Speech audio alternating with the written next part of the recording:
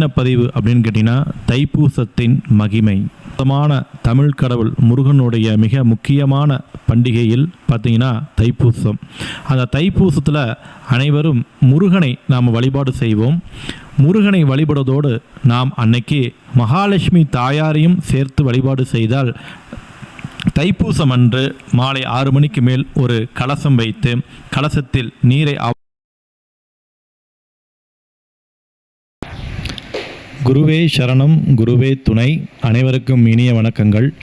கருடராஜா சேனலுடைய நேயர்கள் அனைவருக்கும் எனது இனிய வணக்கங்கள். நாம் இன்னைக்கு மிக சிறப்பு வாய்ந்த பதிவுகளை பார்க்க உள்ளோம். அது என்ன பதிவு அப்படின்னு கேட்டிங்கன்னா, தைப்பூசத்தின் மகிமை. தைப்பூச மகிமை அப்படின்னா என்ன? தைப்பூசம் அனைவருக்கும் தெரிந்த அற்புதமான தமிழ் கடவுள் முருகனுடைய மிக முக்கியமான பண்டிகையில், திருவிழாக்களில் மிக முக்கியமான ஒன்று. முருகனுடைய அடியார்களுக்கெல்லாம் இந்த தைப்பூசம் என்பது மிகப்பெரிய சந்தோஷத்தையும் மன வலிமையையும் வெற்றியையும் மகிழ்ச்சியையும் ஆத்ம சந்தோஷத்தையும் கொடுக்கக்கூடிய அற்புதமான ஒரு நாள் பார்த்தீங்கன்னா தைப்பூசம். அந்த தைப்பூசத்தில் அனைவரும் முருகனை நாம் வழிபாடு செய்வோம். முருகனை வழிபடுவதோடு நாம் அன்னைக்கு மகாலட்சுமி தாயாரையும் சேர்த்து வழிபாடு செய்தால் நமக்கு மிகப்பெரிய யோகத்தை ஏற்படுத்தி கொடுக்கும். தைப்பூசம் முருகனுடைய வழிபாடு செய்ததுக்கு அப்புறம் செல்வ வளத்தை தருகின்ற மகாலட்சுமி தாயாரை நீங்கள் வழிபட வேண்டும். யாருக்கெல்லாம் செல்வ வளம் தேவையோ, செல்வ வளர்ச்சி தேவையோ, செல்வமே இன்னும் சம்பாதிக்கல, எங்கள்கிட்ட செல்வமே சேரலை, எங்களுக்கு செல்வம் வேண்டும் அப்படின்னு சொல்லி யாரெல்லாம் விரும்புகிறீர்களோ அவர்களுக்கான பொற்காலமான ஒரு நாள், பொன்னான ஒரு நாள் என்று சொன்னால் அது தைப்பூசம். தைப்பூசம் அன்று நாம் என்ன செய்ய வேண்டும்? தைப்பூசம் அன்னைக்கு முழுமையாக விரதம் இருந்து முருகப்பெருமானை தரிசனம் செய்து மாலை, அதாவது 6 மணிக்கு மேல், இரவு 6 மணிக்கு மேல் 8 மணிக்குள் நாம் மகாலட்சுமி தாயாரை பூஜிக்க வேண்டும். மகாலட்சுமி தாயாரை பூஜிக்கும் போது முருகனுடைய அருளும் மகாலட்சுமி தாயாருடைய அருளும் சேர்த்து நமக்கு மிகப்பெரிய வளர்ச்சியை, செல்வ வளர்ச்சியை தரும். இந்த மகாலட்சுமி பூஜையை நாம் எப்படி செய்ய வேண்டும்?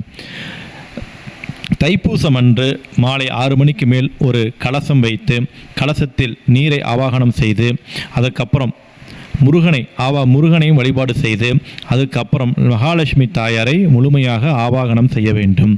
கலசத்தில் மகாலட்சுமி தாயாரை ஆவாகனம் செய்ததுக்கப்புறம் ஒரு வெற்றிலைப்பாக்கு, தேங்காய், வாழைப்பழம் வைத்து இனிப்பு, முக்கியமாக கேசரியோ பாயாசமோ வைத்து இனிப்பு நிவேதனம் செய்ய வேண்டும். அன்று நாம் 108 காயின், அது வெள்ளி காயினாக இருக்கலாம், சில்வர் காயினாக இருக்கலாம். இந்த 108 காயினில் 1 ரூபாய் காயினாக இருந்தாலும் 108, 5 ரூபாய் காயினாக இருந்தாலும் 108, 10 ரூபாய் காயினாக இருந்தாலும் 108 காயின்.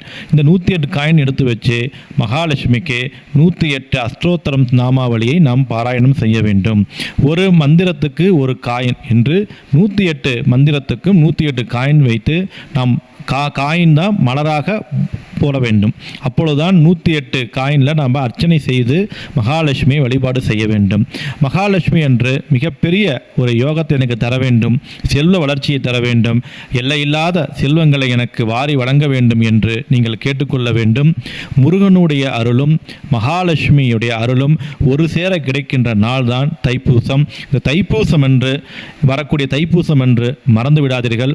இந்த மகாலட்சுமி வழிபாடு மிக சிறப்பான முறையில் செய்யுங்க, எளிமையான முறையில் செய்யுங்க. இன்னும் உங்களால் எந்த அளவுக்கு பிரம்மாண்டமாக செய்ய முடியுமோ அந்த அளவுக்கு நீங்கள் செய்யலாம். ஆனால் மாலை 6 மணிக்கு மேல் 8 மணிக்குள் அன்று முழு விரதம் இருக்க வேண்டும். காலையில் முருகப்பெருமானை தரிசனம் செய்ததுக்கு அப்புறம் மாலையில் நாம் இந்த மகாலட்சுமி பூஜையை செய்ய வேண்டும். இந்த மகாலட்சுமி பூஜையை நீங்கள் செய்து பாருங்கள்.